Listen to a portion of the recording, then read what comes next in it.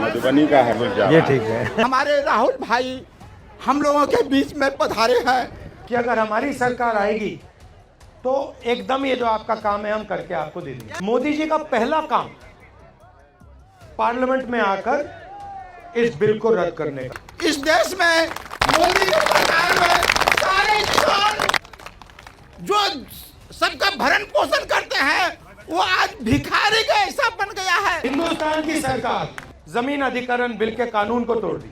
माल्या का कर्जा माफ हो सकता है, अदानी का हो सकता है, इन सब का हो सकता है। का हाल दिन ब दिन नीचे से नीचे गिरते हुए चला रहा है। किसानों का कर्जा माफ नहीं हो सकता। हमारी कोशिश रहेगी कि जो आप भरोसा खोए हैं वो एक बार फिर आप हमारी सरकार पर भरोसा करें। उत्तर प्रदेश में भट्टा परसौल एक जगह है, वहां जाकर मैंने जमीन का मामला, किसानों की जमीन का मामला जाके छेड़ दिया। उसके बाद हिंदुस्तान की पूरी मीडिया मेरे पीछे पड़ गई।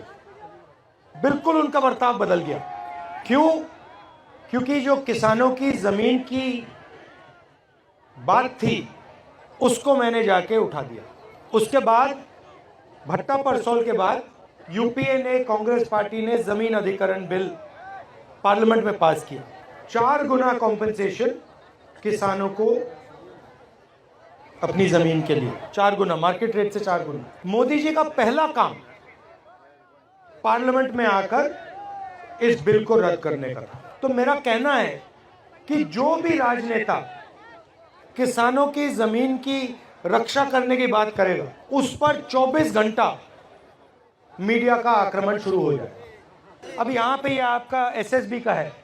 कानून के मुताबिक अगर ये जमीन इस्तेमाल नहीं की गई तो 5 साल के अंदर आपको वापस मिल जानी चाहिए। ये कानून है। मगर यहां पे हिंदुस्तान की सरकार जमीन अधिग्रहण बिल के कानून को तोड़ दी।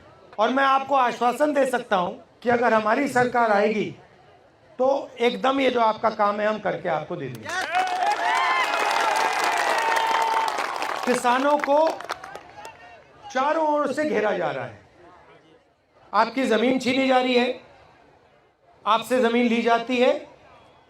अदानी जी जैसे बड़े बड़े उद्योगपतियों को फ्री में तोहफे जैसे गिफ्ट में दी जाती है। दूसरी तरफ से खाद, बीज, इन चीजों में आप पर दबाव डाला जाता है, आपसे पैसा छीना जाता है। और अजीब सी बात है, मगर अरबपतियों के 14 लाख करोड़ रुपए कर्जा माफ हो सकता है।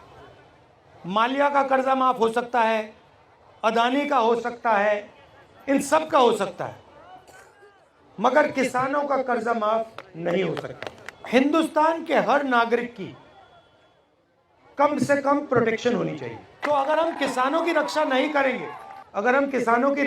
करेंगे, चाहे वो एमएसपी की बात हो, कर्जा माफी की बात हो, सही दाम दिलाने की बात हो, अगर किसान को ये नहीं लगेगा कि देश की सरकार हमारी रक्षा कर रही है तो देश आगे नहीं बढ़ सकता। और आज सच्चाई है कि जो किसान के दिल में जो डर है उसको सरकार मिटा नहीं पा रही और किसान ने सरकार पे पूरा का पूरा भरोसा खो दिया है।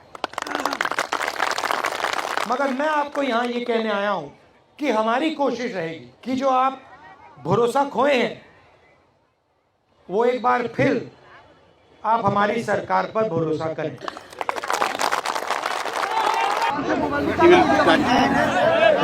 मधुबनी का है मुझे ये ठीक है। हमारे राहुल भाई हम लोगों के बीच में पधारे हैं।